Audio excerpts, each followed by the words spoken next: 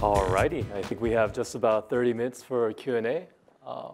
Nothing too formal. Ask as you please. Even the audience members or our panelists can engage with each other and so forth. So any questions? I know that was a doozy. All three presentations were excellent, I believe. So yeah.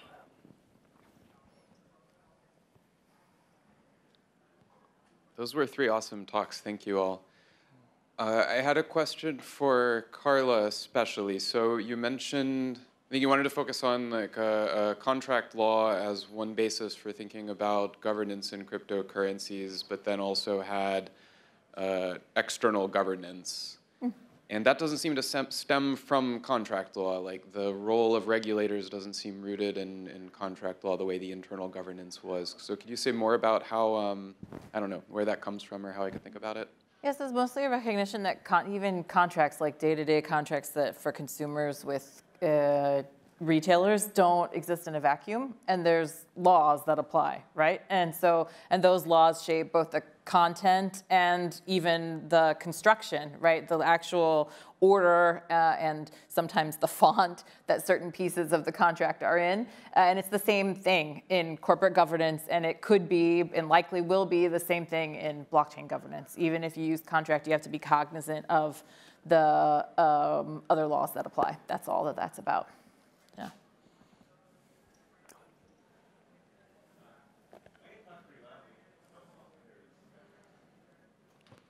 Hi, thank you all for your talks. I am one of the gatekeepers from Carla's slide. I work for the auditors who audit foundation smart contracts, not code auditors, financial auditors. Yeah. And we often have to prove to our auditors that the governance in the smart contract actually works as intended. And we rely on like formal verification people who, or we rely on our own internal teams. And that feels like a sort of additional layer of the blockchain governance where the gatekeepers can come in, and it's not the foundations, but like the mathematicians who are the people whose reputations are at stake. And in thinking about that, and also the governance questions about the smart contracts, like those don't work sometimes. Like we say the code works and it doesn't, and so in surprisingly interesting ways, right? So I was just thinking about how you would want to put or mix, this is for Carla, I guess, mix those two slides where you had the blockchain governance, which doesn't live in a vacuum, it lives with real gatekeepers in the real world. I'm not sure I understand the question. How would I mix which two slides? Oh, so you had two slides where it's like this plus this equals that, and that's a metaphor for this plus this equals that. Yeah. But even I would imagine in blockchain governance, you could add a third plus, which would be the people who check the founder's work and stake their reputation. The gatekeepers of the gatekeepers. Like there's gatekeepers all the way down. And I think you just said how I would mix it. I just add another plus. You know, it's an excellent suggestion. Okay. Yeah, and I think the suggestion fits right into the paradigm. Like, I don't think I have to come up with, I think you did it for me. Thank you for that. Oh, my pleasure. The paper is still a draft, and I suspect that goes in there. But yeah, no, that's great. Yeah, if I could jump in, and this is a great example about how this is not a binary that either, and it sort of relates to the first question as well. It's too easy to think about, well, there's the world of coders doing code on their own with no legal constraints, and there's the world of law and legislators commanding things. If you look at what happens in practice, we see the emergence of these facilitative institutions. So auditing is one thing that has sprung up and then been incorporated into legal regimes. But it's a way of facilitating, for example, in corporate governance, how do you know that what companies are reporting is accurate? Similarly, the role of ratings agencies with regard to financial instruments, which are problematic, as we saw during the financial crisis. But after that happened, did they go away? No, because the financial institutions themselves don't know what's in some of these instruments that they're creating, or they can't convince the buyers that they have the risk profile that they state. So there's value in having third parties add to the understanding. So I think we're seeing this already springing up in the blockchain space. and that's a healthy thing, and that's another piece of the conversation. Law can either require that, it can create some protection or safe harbor if you're using some third party to validate, and a whole set of other ways that there can be different kinds of mandatory and voluntary interactions between the technological system, the legal rules, and these various kinds of third parties.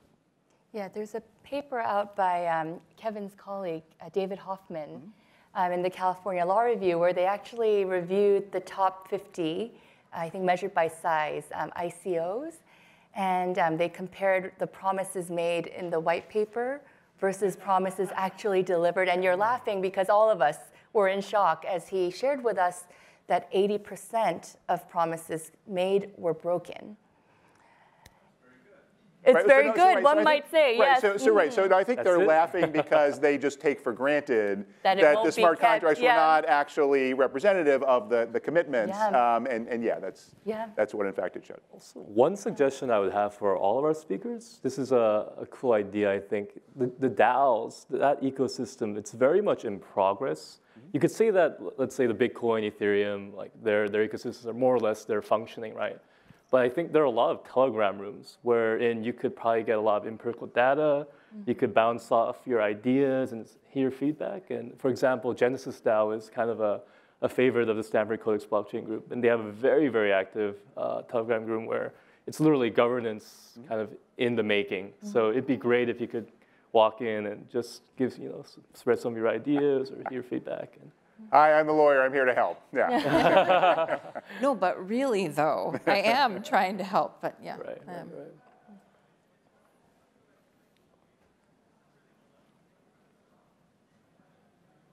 Yes. Right here. Yeah, they just need to get the mic for the recording. Yeah. It's kind of a related to this question, maybe already answered. What's the legal liability perspective regarding different sort of governance models? Because if you have strong governance and then someone lose money, they can always say, see, we have people, we have this organization doing governance, and then that's their fault, and we should have them sued, right? So, but from that perspective, is that no governance, would that be kind of least sort of liable?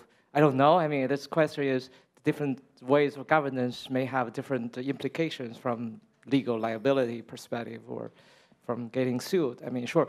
Well, if someone loses money from Ether, will Ethereum Foundation will be sued or not? I don't know. Do they have a safe harbor? I think that's a question, actually. I think you're seeing different protocols already addressing this question creatively. So Dash is a business trust. So it's delineated by choosing an entity structure who has liability for what, right? They've actively limited their liability that way. And DORG became the first Vermont-based LLC, right? Similarly, choosing a limited liability structure. Personally, I favor the business trust model. There's a paper, If Rockefeller Were a Coder, that explains why. So the Dash model makes me very happy, except that it's not in the United States. But yeah, I mean, I think it's a good question, and I think it's a question people are asking and answering. I would encourage everyone not to assume that no governance is a thing, right? You can say that there's no governance, but if you look at it and governance the way that Kevin has described it, right, is happening, and decisions are being made about complex systems, and governance is happening, whether you've formalized what's happening or not. And I tend to think that being transparent about what is happening and being proactive in assigning liability and choosing that for yourself is a better route to go than pretending it doesn't exist.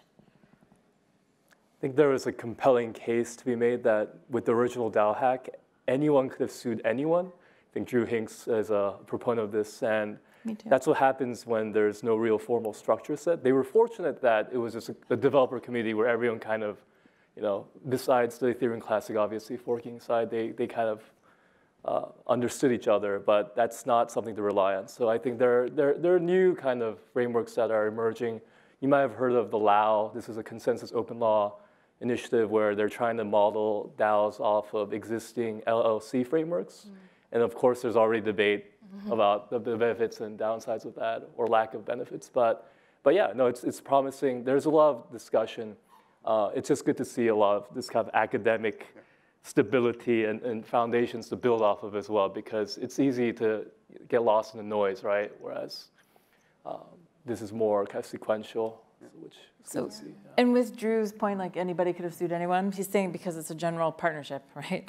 And it's worth noting that both the SEC and FinCEN have described the DAO as an unincorporated organization, namely a general partnership, right? So it's not just something academics or practitioners are throwing around, but the regulators themselves have made that comment as a point. Right. Although, I mean, that these frameworks, these legal structures give us a starting point. Right. But then if you contributed some code to some entity that is registered as a business trust or an LLC, that doesn't necessarily guarantee that you have no legal liability. Again, it's the starting point of the inquiry. Yeah, and it's connected. There was, the other thing I would say, by the way, there was actually a lawsuit where someone lost money in a scammy ICO and filed suit against Satoshi Nakamoto.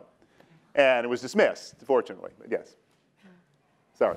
Oh, no, I just wanted to relate it back to Andrew's question too, which was the comparison between contracts and external regulation, I believe, to Carla earlier. Yeah, and it's this idea that contracts law as a body of law values first and foremost private autonomy, right? So if two parties knowingly entered into a bargain that disproportionately disadvantages one side, I mean, all the law will look at is, was there an offer made? Was it accepted? And was it bargained for? And if so, they won't inquire into the mutuality of those obligations, except when there is sort of such a discrepancy that would, what the courts would call, shock the conscience. Mm-hmm.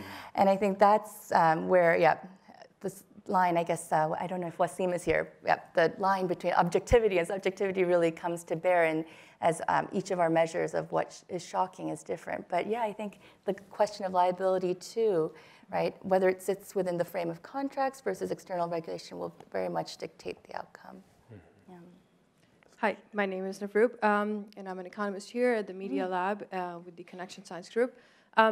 So thank you, first of all, excellent set of presentations. And for some reason, I happen to be super interested in governance, and I think I know why as an economist. So it's interesting that all of you have mentioned literature in economics, but I don't see a lot of, so this is a comment/question, implications of this at a larger economic system level. And I think that piece is sort of missing. Because if you really look at organizations, you sort of see legal as a cost. And their actions, their incentives are driven to reduce those legal costs as low as, as much as possible and keep them as low as possible. So, I liked everything that I heard. I do think it's marginal innovation, and I thought about what would be disruptive innovation. And I think getting to a system or a stage where law can be implicit rather than explicit in whatever we build would be disruptive innovation, where you don't have to go get 6 lawyers if you're starting a company, which I did last month. And you don't have to bear all those costs, and whether it's at a startup level or at a corporate structure level, I mean, I think it's really like an invitation for the lawyers to think through how to make the system so seamless and law so implicit that it's not an entirely new beast we keep creating every single time a new technology comes in. Yeah, I don't think there's anything any of us said that's inconsistent with that.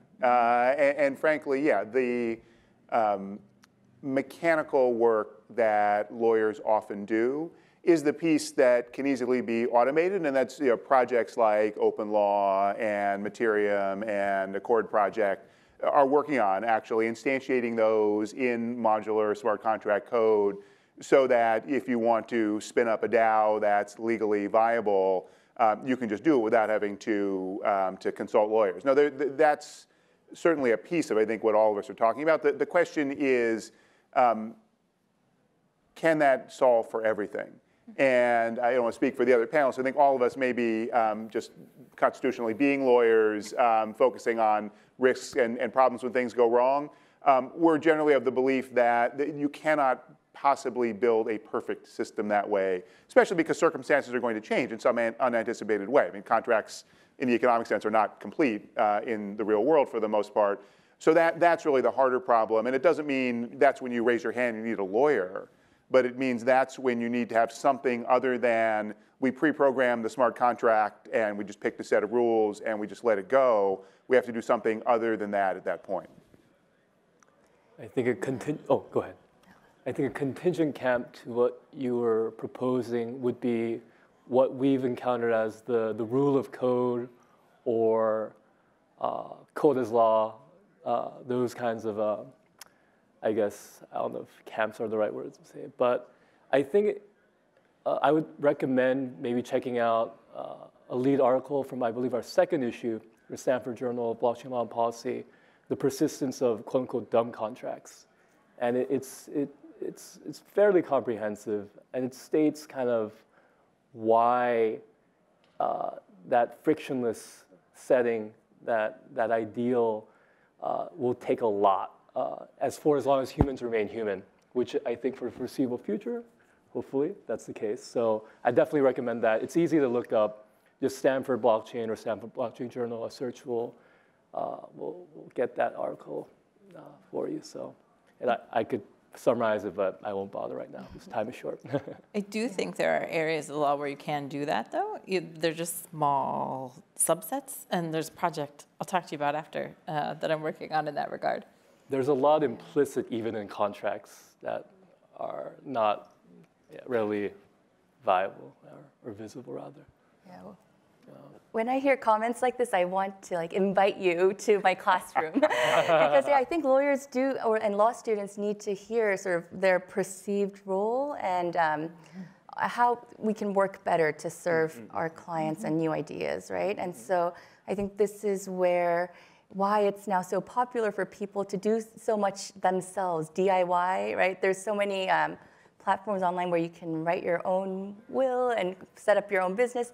And just the idea that I'm building something rather than having law stand in the way, I think is maybe a shift. And maybe that's a plug for Kevin's project, the standardized governance, where you pick and choose, or maybe I'm mischaracterizing, but what I thought was such a gift of the tool that you summarized as your last slide was that you were bringing together sort of real examples from this very group to say, depending on which elements you're building into your ecosystem, these are some of the governance tools that might be available to you.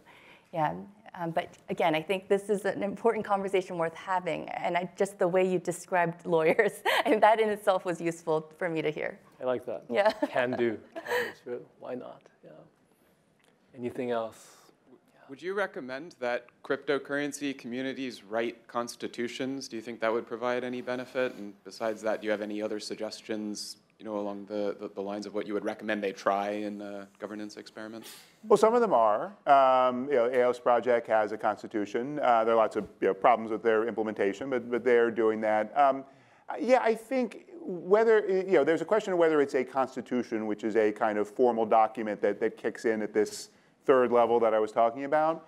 But yeah, I think identifying where the social consensus lies in the community is important because different communities have different viewpoints. And you compare just the Bitcoin community, the Ethereum community, and you go all down the road. They're all cryptocurrencies, but they're very different, and that's okay. So yeah, I think focal mechanisms that both get the constituents of the community to identify what those shared goals and objectives, principles are, and then make that transparent to the participants are extremely valuable. So yeah, I would think definitely yes, but again, that's just a starting point.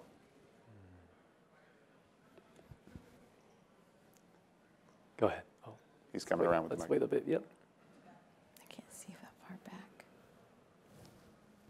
So maybe to follow up on your question, wouldn't you say that the protocol per se is a constitutional foundation of a blockchain network?